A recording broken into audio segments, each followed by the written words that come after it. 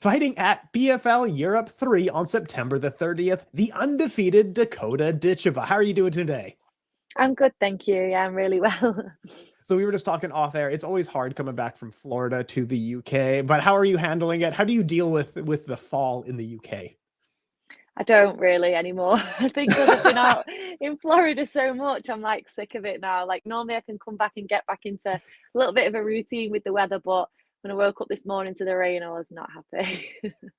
I don't blame you one bit, especially training out in Florida with ATT. The camp out there is so good. It's like a cheat code Yeah, with how many talented people they have. Like just on your Instagram in the same week, you yeah, trained with Kayla Harrison and Sanshai. This gym is yeah. so good.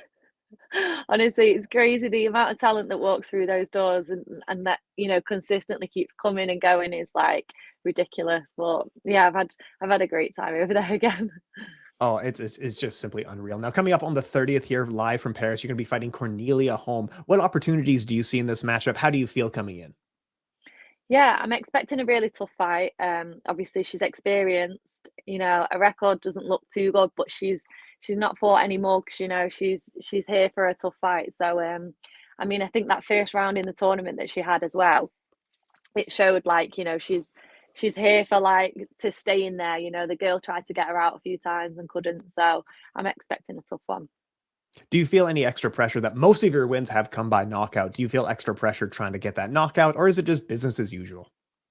No, it's just business as usual. Yeah, if that happens again, it happens again. But I'm never going like fixated on any kind of finish or anything. So as long as I entertain everyone, then I'm not too bothered.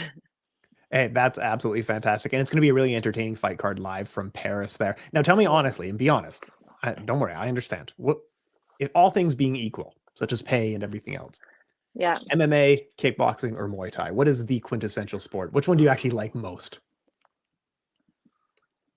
Oh God. Um, I mean, I'm only like thinking about Muay Thai and MMA, but I think MMA is definitely my favorite now. Yeah, it's got to be for sure. But my favorite part of MMA will always be striking. I think as much as I love the jujitsu and the wrestling, like the striking's always going to be my favorite. So Oh goodness, I feel like that opinion must change day to day. Some days is Muay Thai, some days is MMA. It's two loves, right?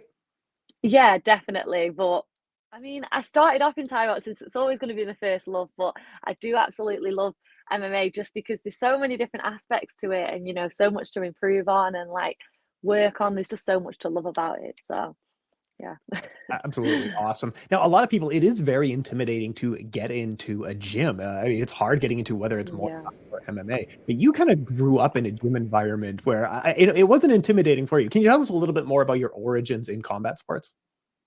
Yeah, so obviously my mum used to be a Thai boxer, a fighter. She was world champion and she's had a gym since I was little, since I was born. So for me, it's been an environment that I've always felt comfortable in. I was pushing like my little doll's prams around the gym as a baby while she was like coaching classes. So it's never been like a scary environment for me. But going to new gyms, I still do feel a little bit intimidated. So I do get how scary it can be for new people, especially females as well. So but yeah, my background obviously is from Thai boxing, and it's always been my first love. Absolutely. No, and you are right that especially for women, it can be very intimidating to get Yeah. into a sport, combat sports, which is almost stereotypically male dominated. What advice would you give to those women who are maybe struggling to get into the gym when they do want to be in there?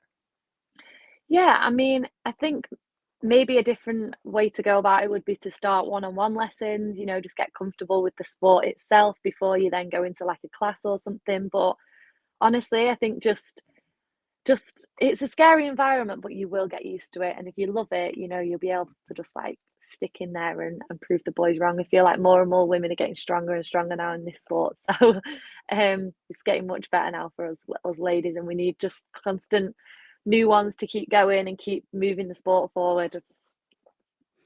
Oh, 100%. Seeing what the PFL is doing with people like Savannah Marshall, Clarissa Shields, Yeah. and they're doing the PFLW, it must be so nice knowing like at one point we were having 3 3-minute rounds for women to now where the PFL is fully embracing women. How good does it feel knowing that they are so much in your corner here? Yeah, I mean, it's amazing, and, like, just to see the progression since my mum used to fight, like, she wasn't allowed, like, even in a ring at one point. So like to see the, the changes that are being made, and still now different, organizations are pushing it more and more. And it's just amazing to see. And it's nice to be a part of it as well. My mum was part of that change. I'm part of this change. So, it'll be nice to see maybe when I have kids one day that, they'll be part of the change for the women as well. But we're heading in the right direction, and that's the main thing. Oh yeah, absolutely. I agree with you, and it's great to see. Now you have traveled the world, like you were saying, go to different gyms, Florida, the UK, all sorts of other places worldwide. I saw you had one of your fights in Calgary. So Calgary is my home. That's where I grew up. What were Oh your wow, memories of okay. this city? What do you remember from it? Fun place, I imagine. It was beautiful. It was really, really nice, but it was freezing when I went. And I love, to be honest, I do love going cold places as long as it's for a holiday and I'm not staying there for a long time. So, but what a beautiful city it was. Yeah, it was really nice, and I spent quite a few days there as well. So, um, yeah, you're from a really beautiful place. Let me see. When you were in Calgary, this was in January. Yeah, it was like minus 40. It was It not was warm. cold. It was real cold. Yeah, no, it's a rough city for that. Like you said, it's absolutely gorgeous to look at through the window, Yeah, but like going outside for every yeah, once in a while, oh, forget about it. That's why I moved. It's too cold there, man. yeah.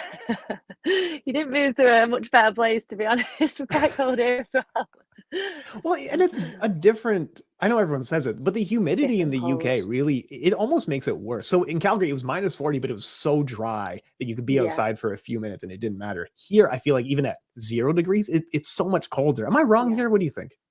No, you're right there, 100%. Yeah, it was a different type of cold when we went to Calgary, but somebody warned me about that before I got there as well. So that's good. I hope Yeah, you were bundled up, staying inside, right? I was prepared. I was prepared.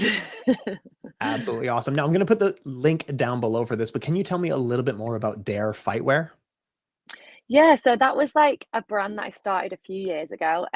Since I fought from being young, I've always loved to like fight in a skirt with like undershorts underneath, just stay really girly. Like part of my image is the fact that I love to be girly at the same time as do this sport, which stereotypically isn't what a lot of people do. So to be able to bring a range out with like fight skirts and cute designs and a lot of pink stuff was just like a dream of mine that I've always had. So that was kind of the idea in setting that up. And I've been so busy at the moment that I haven't been able to keep it running for the past year, but I've got lots of plans for it coming up once I've won this tournament. So it'll definitely be back again. Oh, absolutely awesome. Tournament first and then fightwear after, but Yeah. it's amazing. It's great to see. And it's grown quite quickly as well. Even while you weren't actively working on it, it's grown quite Mm. a bit. Yeah, definitely. I mean, like straight away, I got a load of orders, and there were a load of like young girls, which was just so good to see. Like young fighters of all walking around in them and fighting in them, and it was amazing to see. And people still click on it, and I get messages all the time like when you're bringing a new range out. So it's definitely something I'll get straight back onto soon. Absolutely awesome to see. Now, let me ask you, growing up in whether it be MMA or Muay Thai, who were some of Yeah, the inspirations? I know you mentioned your mom. Who else yeah. inspired you to convince you to go professional in this sport? Definitely my mum, but I think just being in Thai boxing, a lot of people spoke really highly of me. I think that gave me a lot of confidence. The fact that everyone was kind of saying, she's going to be good, like, she's a standout talent type thing. And then, obviously, watching fighters like Shevchenko, she'll always be my favorite. I've watched her and Joanna Jacek, she was my favorite at one point. They've kind of come from a similar background to me, come from like Thai boxing and similar competitions to what I've done. So to see their progression in the sport is obviously really inspiring for me. And that's kind of some of the inspiration that I got. Joanna was just the most amazing fighter to watch. Just like Yeah. the jab leg kick combinations, you can see her Yeah. influences of like clearly she trained with Ernesto Hoost and it showed. And then she was training at Yeah. ATT. Did you get a chance to train with her while you were down there? Do you know what I did last time I was there? She came down for a holiday and she was doing some training while she was there. I got a photo with her. I was really like fangirling at the time. I was like, can I have a photo? But I feel like that happens a lot at ATT. Like sometimes it's a bit surreal, like what fighters you're around and stuff. So that was nice anyway. She's absolutely the coolest. Okay, let's round you out a little bit more as a person here. So we're going to talk a little bit video games, music, and anime. And if you say, I Okay. have no idea, no big deal. Growing up, were there Okay. any anime or cartoons that you were into? Um, oh God, you put me on the spot here. I mean, I mean, we watched things like Tom and Jerry when we were little, you know, things like that. But like, I think it was more my brothers that were into TV and things like that. You were busy fighting while the boys were watching TV. I was busy just playing any kind of sport that I could play, literally. Like, we were quite outdoorsy kids, to be honest. What about music? What's on the typical playlist, especially let's say a jogging or workout playlist? Something upbeat if I'm training, for sure. Played a lot of Bulgarian music in my house. My dad's Bulgarian, so definitely a bit of jogger and stuff. But a good mix, you know. In our house, we're all like onto different, you know, one minute we can be playing like really old school songs, and then next minute we can be like rapping and doing all sorts. Like, there's a real mix, yeah. Everything from traditional Bulgarian to modern hip hop to Yeah, Spice Girls, it's all on the literally. table, right? Yeah, anything goes, anything. So speaking of Bulgarian, I've heard multiple different enunciations. Is it Dakota Ditcheva, like the English would say, or is it Dakota Ditcheva? Because I've heard both. Ditcheva, yeah, you say it Okay. right, yeah. Okay. I don't Okay. correct people anymore, but you did say it right, yeah. That's what I thought. Okay. Good job. Good job. Any video games at all that you had growing up or now or anything like that? Um, I mean, Mario Kart was like, you know, we used to play things like that on ours. We used to, I don't know if people still use them, but we had like the Wii, you know, with the remotes that you put on the TV, and we used to like play Nice. games on that. That was like probably the main video game that we was on. Oh, it was so much fun. Nintendo And it was Wii. just, oh, it was the funnest time. And yeah, that was good stuff. So Yeah. you're jumping around different sports, MMA, kickboxing, Muay Thai. I want to ask you, giving advice to someone else who's jumping into sports. So Francis Ngannou is going from MMA and he's going to be boxing Tyson Fury. What advice would you give to him on transitioning in between these sports? I mean, I can't give much advice with him going over to boxing, but if I was to say Tyson to come over to MMA, I'd definitely say to work on his takedown defense. Because I feel like coming from a stand-up sport, all anyone wants to do is just take me down straight away. So like the takedown defense has always got to be on point. So that'd be 100% one of the main things that I'd say to someone to watch out for. So Fury Ngannou, how do you envision this fight playing out? I don't know, you know. I feel like I don't know. I mean, it's only going to take one big shot from Ngannou, isn't it? He's a big, big guy. But then Tyson, it doesn't look like. I mean, I saw the weigh in when like Ngannou's like messing with his belly and stuff. Yeah. But like Tyson said, you know, he is athletic. Like he might look like that, but he can move well. So, and he's a big, big guy. So it's going to be really interesting. I've been saying like it's nice to see the crossover, even the girls coming over to PFL like Clarissa and Savannah Marshall. You know, it's going to be a good little switch over. And like boxers are always like, oh, we can beat up all the MMA, and MMA people are like, oh, we'll finish all the boxers. So it's nice to see like a little bit of a crossover and see who's actually gonna win. Oh yeah, it's a good time to be in combat sports. All right, let me get this readout here. So fighting at PFL Europe 3 on September the 30th, live from Paris, fighting Cornelia Holm, undefeated, unbeaten Dakota Ditcheva. You get the last word here. Talk us on out of here. Shout out who you need to shout out. Thank who you need to thank. All that good stuff. Yeah, I'm looking forward to putting on a display again for everyone on September the 30th. It's a sold out show in Paris, so I'm sure you're going to be able to watch a really good card. But thank you to all my sponsors. Thank you to you for the chat today. And yeah, you'll be seeing me around much more. Awesome. Thank you so much for your time and best of luck. Thank you.